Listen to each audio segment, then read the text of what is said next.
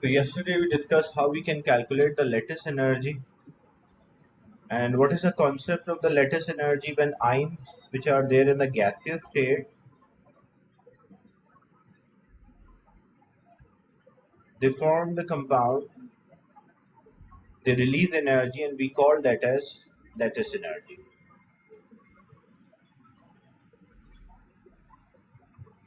So example, we have say a positive ion and a negative ion. So when these ions come closer to each other, they will form an ionic bond. The electrostatic attraction between them is known as the ionic bond. So when these ions come closer to each other, they release energy, and the energy which is released, because the bond forming is always exothermic, whenever new bonds are formed, energy is always released. So this energy which is released, this energy is known as the lattice energy. So when we calculate, there are two ways to calculate the lattice energies.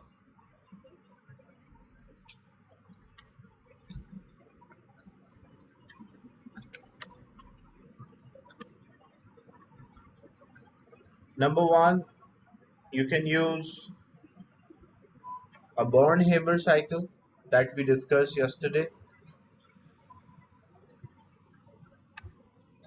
and that Born-Haber cycle, the calculation, that is known as a practical value.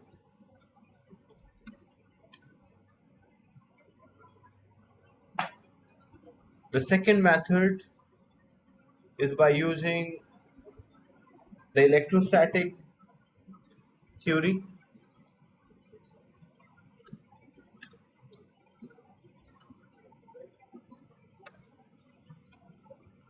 That is the theoretical method.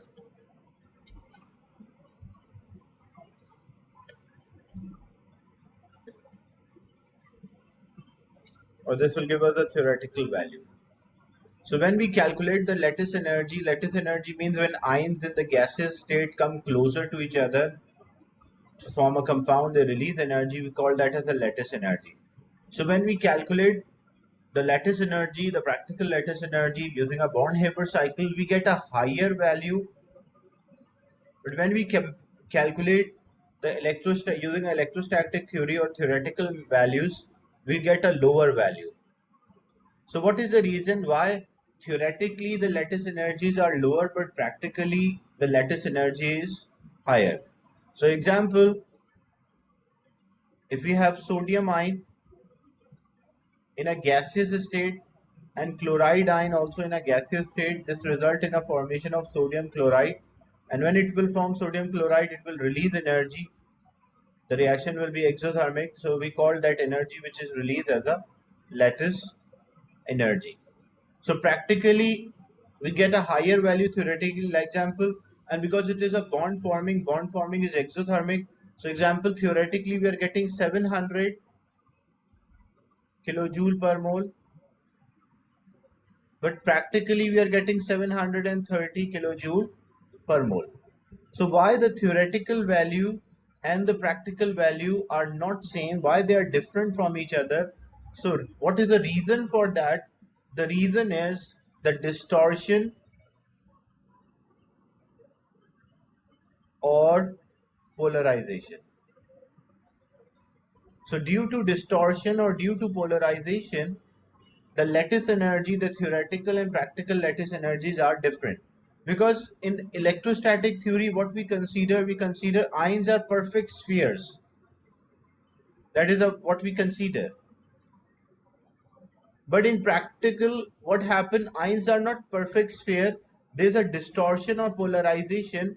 Means the negative ion, it does not remain exactly sphere. It is polarized or it is shifted more towards the electron density or the region where we can find electron. That region is shifted more towards the positive ion. So the distance between the positive and negative ion decreases. That's why it will be more exothermic or it will be strong compared to the theoretical lattice energy. So that's the main difference, is due to the distortion of polarization, that if the negative ions are polarized, they distorted, so they come closer to the positive ion, which leads to a which leads to a higher lattice energy, or more energy is released, or strong bond is formed between the positive and negative ions. Is it clear, this concept?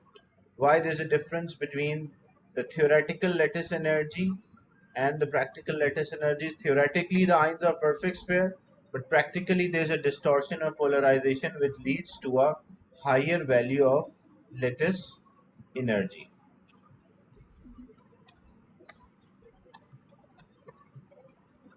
Anyone having a doubt in this?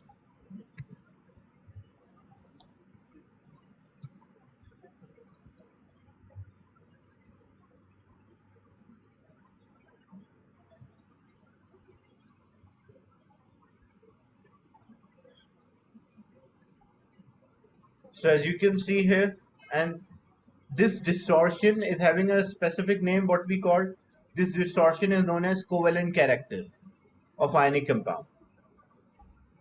So if ions are perfect sphere, the spherical, we called it as 100% ionic, but because of distortion, what we call that as it's having a covalent character. So why we call that as a covalent character? Because it appeared that instead of electron transfer, there is a sharing of electron. It appear only. That's why we call that as a covalent character of ionic compound. And the polarizing power of the cation, the positive ion. So the polarizing power of the cation increases when it is small. So when this cation is smaller, it will have a greater polarizing power, and it is having multiple charges, or greater the charge, greater the polarization. So example, if we have,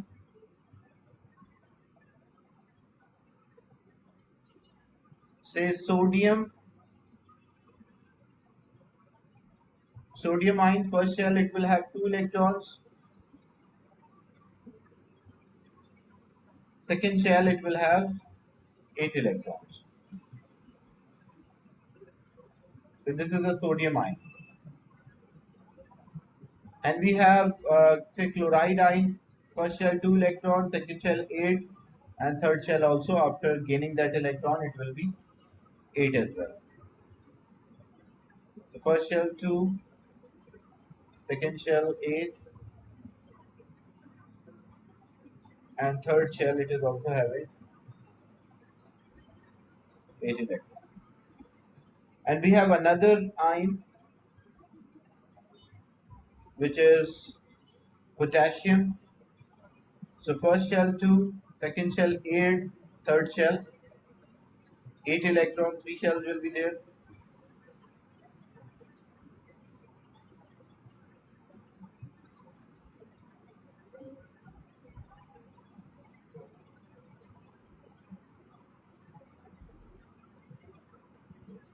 The positive ion potassium, and that is connected with, or bonded with, a negative chloride ion.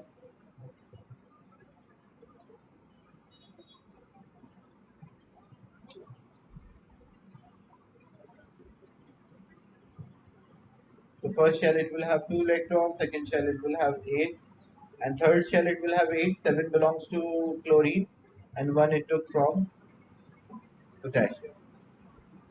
Now we have two lattice, one is sodium chloride, another one is potassium chloride. First thing, when we calculate the lattice energy, which will have a higher lattice energy, sodium chloride or potassium chloride? Lattice energy means energy released when ions come closer to each other. And keep in mind, the lattice energy is directly proportional to the charge on the ions, that should be greater, and lattice energy is inversely proportional to size of the ions. The size of the ions should be smaller. If ions are smaller, they will be very close to each other, so they will have a strong attraction. So which one will have a higher lattice energy? First, the product of the charge is same, that's one. But when you compare the size, sodium chloride, the ion size is smaller, so it will have a higher lattice energy. So when we compare the lattice energy, sodium chloride will have a higher lattice energy, potassium chloride will have a lower lattice energy, because lattice energy is energy released when ions in the gaseous state form the compound.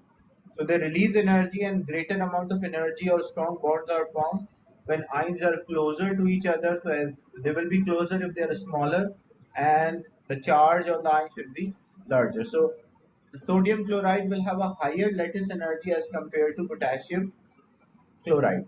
So if I use a number, like if I say this is minus 700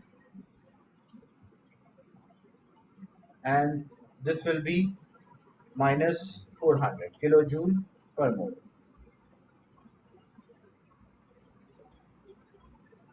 So the second part, when we compare the practical value, PV means practical value with theoretical value for potassium chloride, and as well as for sodium chloride, the practical value and theoretical value.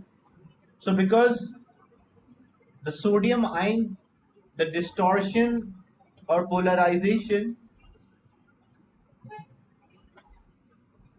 the distortion or polarization depends is directly proportional to the charge of the ion.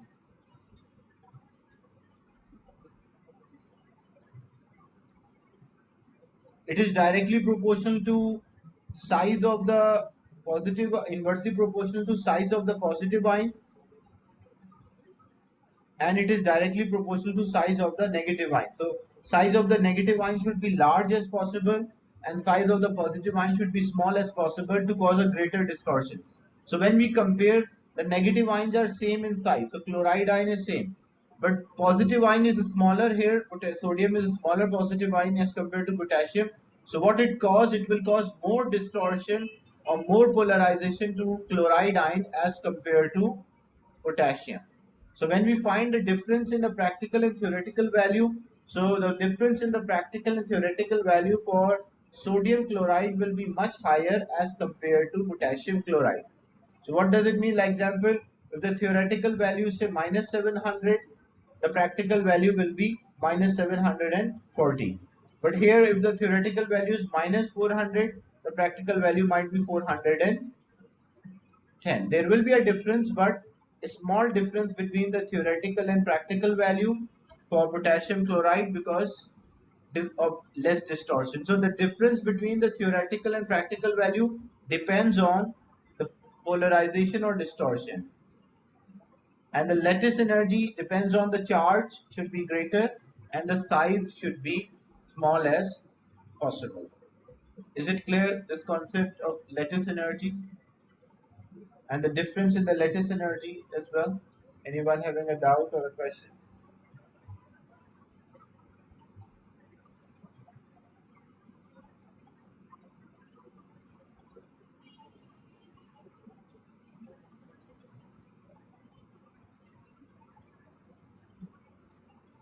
Okay, another example. Calcium is there, calcium ion. First shell it is having 2 electrons. Second shell it will have 8, and the third shell it will also have 8.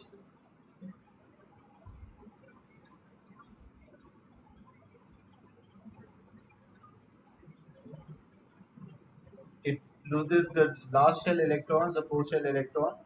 So this plus 2, and say it is bonded with oxygen. The first shell 2 electron, and the second shell it will have 8 after gaining 2 electrons. First shell 2,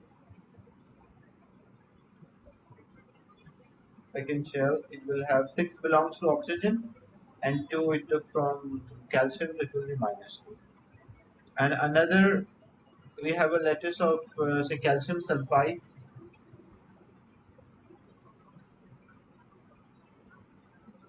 First shell 2 electrons, second shell 8, and third shell also 8.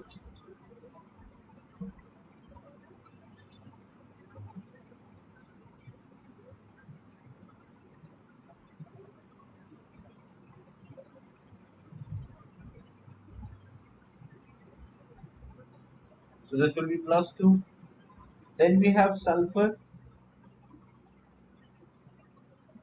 sulfur atomic number, so it will be 2, 8, and 6.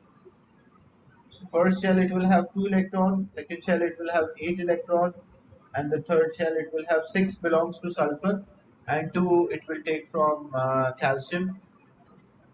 So first shell 2 electrons, second shell 8, and the third shell it will have 6 belongs to sulfur, and 2 it took from calcium, so it will be -2. So we have two lattices. One is calcium oxide, another one is calcium sulfide. The first question, which will have higher lattice energy? Which one do you think will have a higher lattice energy? Keep in mind, the lattice energy is directly proportional to the charge of the ion, and it is inversely proportional to the size of the ions. Size of the ion should be small as possible and the charge should be greater to have a higher lattice energy. So which one you think will have a higher lattice energy? Calcium oxide or calcium sulfide? Higher lattice energy. Lattice energy is energy released when ions in the gaseous state form the compound. Which will have higher lattice energy? Calcium oxide or calcium sulfide? The positive ion is same in size, but the negative ion, oxygen, is smaller and sulfur is larger. So, which case the ions will be closer to each other? Calcium oxide or calcium sulfide?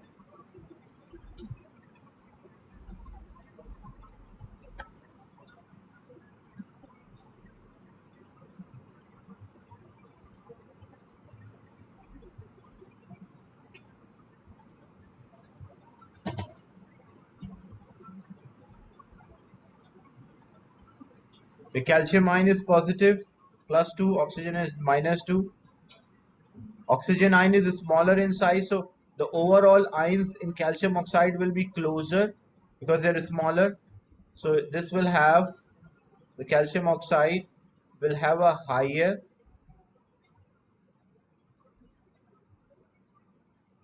lattice energy compared to calcium sulfide, which will have lower lattice energy. The second part, which will have a greater difference in the lattice energy. So the difference in the lattice energy or the distortion is directly proportional to charge of the ion should be larger, size of the positive ion should be smaller, and size of the negative ion should be larger. So when we compare the size here, calcium oxide is smaller in size, oxygen, calcium is same for both, oxygen is smaller in size, so it will distort but small amount. But for sulfur, because it's larger in size, the valence shell, the last shell electrons are relatively far away. So we experience weaker force from the nucleus, so they are distorted more. So sulfide ion will have a greater distortion as compared to. So when we compare the difference in the lattice energy, the theoretical and practical value, so calcium sulfide will have a greater difference compared to calcium oxide, which will have a smaller difference.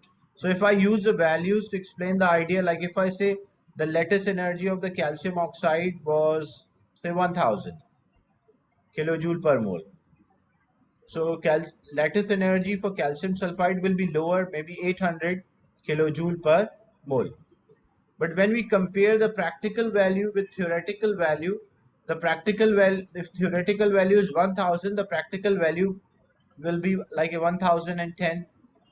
But when we compare the practical value and theoretical value, theoretically it's 800, the practical might be 850 because there's a greater distortion, so there will be a greater difference between the theoretical and the practical value of lattice energy.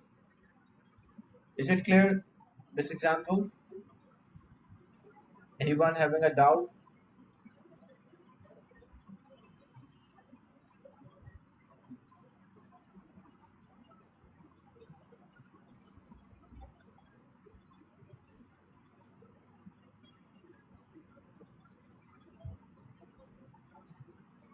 So these are the points which are important. So the polarization or distortion of the cation increases as it is smaller or it is having multiple charge. And polarizability of anion depends on the bigger anion, the more distortion. So when the compound has some covalent character, it tends towards the giant so that the lattice is strong. And if it has 100% ionic, therefore bond Haber values will be larger than the theoretical value. Then the properties of ionic compounds in ionic bonding, they have high melting point. Why they have high melting point? Because there is a strong attraction between the charges. So as charges have a stronger attraction, they will have strong bonds. As they have strong bond, the melting point will be higher. They do not conduct electricity in solid. Why do not conduct electricity in solid? Because these ions are not free to move. They can vibrate, but they cannot move from one place to another. That's why it cannot conduct electricity in solid. But when you heat them, when you melt them, make in molten state, or you dissolve them, then the ions become free to move. So as the ions become free to move, it can conduct electricity. They are brittle, so when you apply a force, you can break them. If something can break without deforming, like metals are called malleable. Why we call metals as malleable?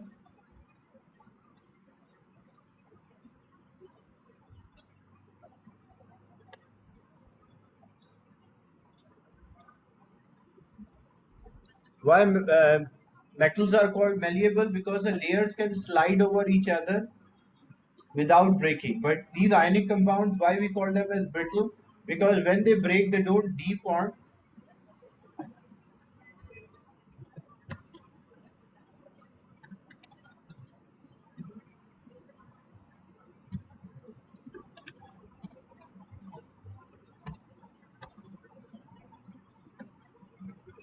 That's why these ionic compounds are brittle, but for metals, they are malleable.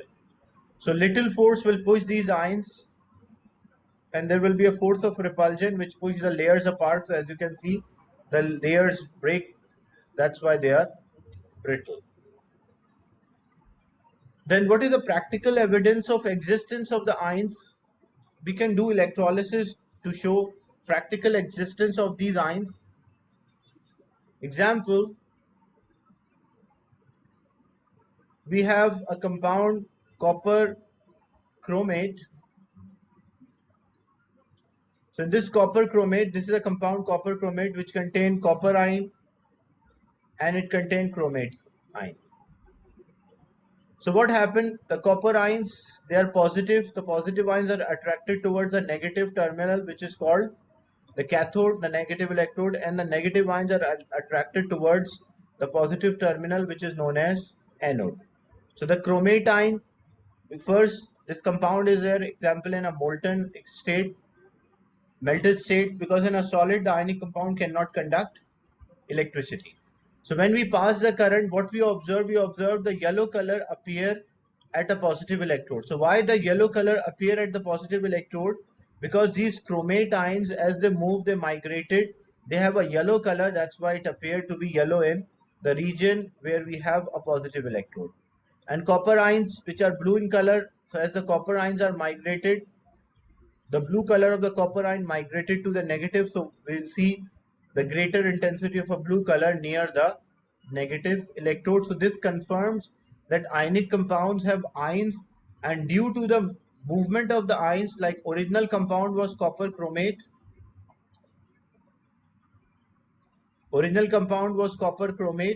which dissociate into copper plus 2 ion and chromate ion, which is minus 2, and these ions move towards their respective electrodes, and we see these colors due to the migration of the ions. So simple experiment of electrolysis confirms that ionic compound consists of ions. Same way, another example, if we place a drop of potassium manganate, so potassium manganate, the formula of potassium manganate is KMnO4, which consists of two ions. It contains potassium ion and it contains manganate ion. So potassium ion is positive So it will move toward negative, but we don't see a migration of a positive ion because potassium ions are colorless. But these manganate ions, they are purple in color. So what we see, the purple color, it appears that it diffuses from a point where we place the drop to the positive electrode. So this shows the presence of the ions in an ionic compound. So using this simple experiment, we can predict that, or we can give an evidence that ionic compound consists of ions. So this is a simple experiment for showing the existence of ionic compound consists of ions. So the definitions which are important here for ionic compounds: number one, ionization. The standard definition you will learn, but I'm just writing the short definition to so that you understand the concept. So one is ionization energy. What is the meaning of ionization energy? Ionization energy means energy needed to remove electron from atom in gaseous state.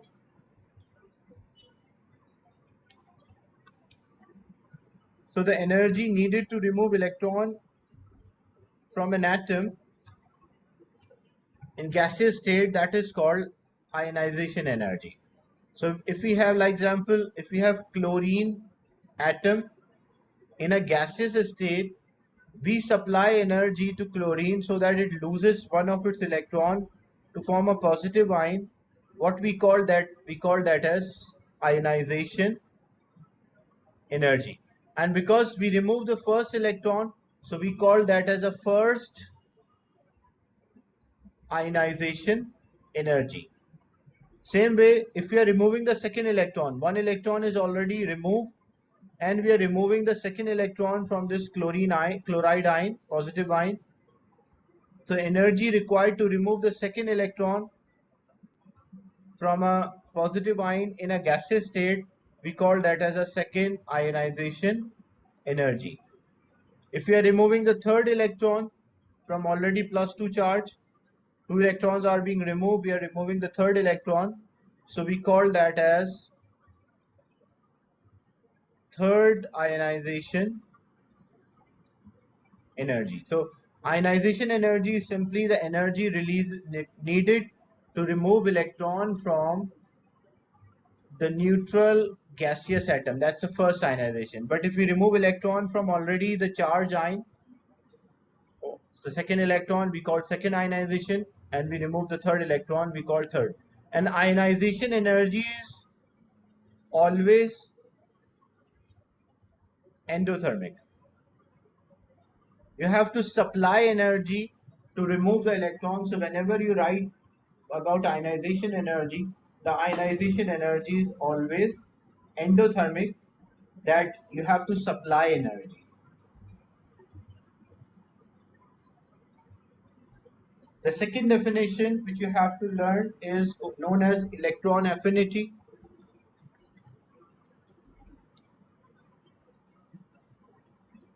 So what is the meaning of electron affinity? The term electron affinity means when electron is added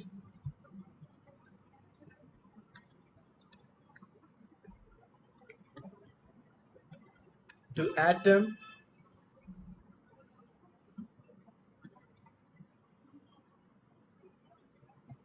in gaseous state, so it's opposite of ionization energy. Ionization energy is electron is removed, but in affinity the electron is added. Like example, you have chlorine atom or say oxygen atom in a gaseous state, electron is added because the non-metal it gain electron, so the energy will be released and it will form a charge -1.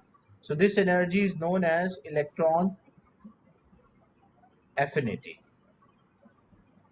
And because the first one, it's a bond forming here, so the because the first electron is added, so we call that as the first electron affinity. The first electron affinity is always exothermic. But the second, third, and fourth, they are always endothermic. Why? Because already oxygen is minus charge and it is gaining another electron. So when it is gaining another electron, like charges repel each other. So this negative charge will repel the electron. So you have to supply energy to add the second electron to oxygen. So the second electron affinity will be endothermic. Even if you want to add third electron, it will be endo. Fourth electron, endo. The first electron affinity is exo. The remaining all the electron affinities will be endothermic. Is it clear, this definition of electron affinity? Any question or doubt here till now? The first was ionization energy, and the second one is the electron affinity. Any question or doubt?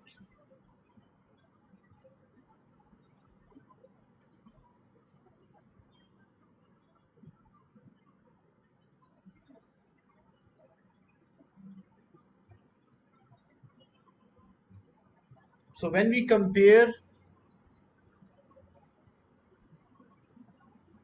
the third definition is known as the lattice energy. The term lattice energy means when ions, the positive and negative ions in the gaseous state, form the compound in a solid state, we call that as lattice energy. Like example, if we have sodium ion in a gaseous state, it will form a chloride ion in a gaseous state, and it will form sodium chloride NaCl in a solid state. So what we call that? We call that as a lattice energy. And lattice energy, because it's a bond forming, it is always exothermic. Same way, if we have calcium ion reacted with two chloride ions but in a gaseous state to form calcium chloride CaCl2, so we also call that as lattice energy. And lattice energy is always exothermic, which shows that when ions form a compound, they release energy. That's why it is always exothermic.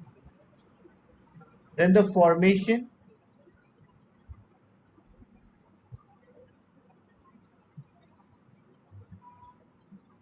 What is the meaning of formation? The formation means when elements will form the compound.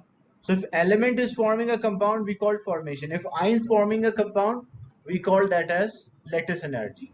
For example, if we have sodium, which is solid at room temperature, and we have chlorine, which is gas, and it will form sodium chloride. It will form 1 mole of sodium chloride. So for balancing, it should be half here. So if we have half chlorine molecule and 1 sodium atom, this result in a formation of sodium chloride. So you can see the elements are forming a compound. So when element form a compound, we call that as formation. But in the previous, ions were there, like sodium ion and chloride ion were forming a compound. So we call that as lattice energy. And the last one is atomization. The term atomization means we produce atom in a gaseous state. We call that as atomization. Like here we have sodium in a solid state, and we supply energy, and atomization is always endothermic. So we supply energy to produce sodium in a gaseous state. We call that as atomization. We have chlorine molecule in a gaseous state, but if we want to produce one chlorine atom, so we should have half chlorine molecule. So when we have half chlorine molecule and that produce one chlorine atom in a gaseous state, so what we call that energy, we call that as atomization. So if I summarize this, so the terms which you have to know: ionization, affinity, electron affinity or affinity, atomization,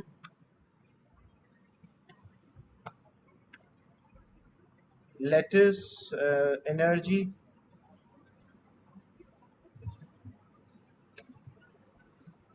and formation.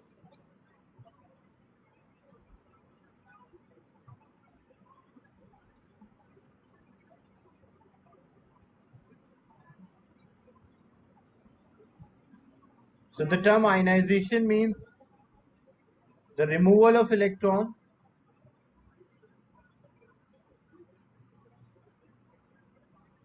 So when we remove electron, we call ionization. The term affinity means addition of electron. When we add electron, we call that as affinity. Atomization means when we produce atoms, we call that as atomization. Lattice energy means when ions form the compound, we call that as lattice energy. When element form the compound, we call that as formation. Is it clear, these definitions? Because these definitions are important to make a Born-Haber cycle, because our next topic will be about the Born-Haber cycle for lattice energy. Anyone having a doubt till now? Any question or a doubt?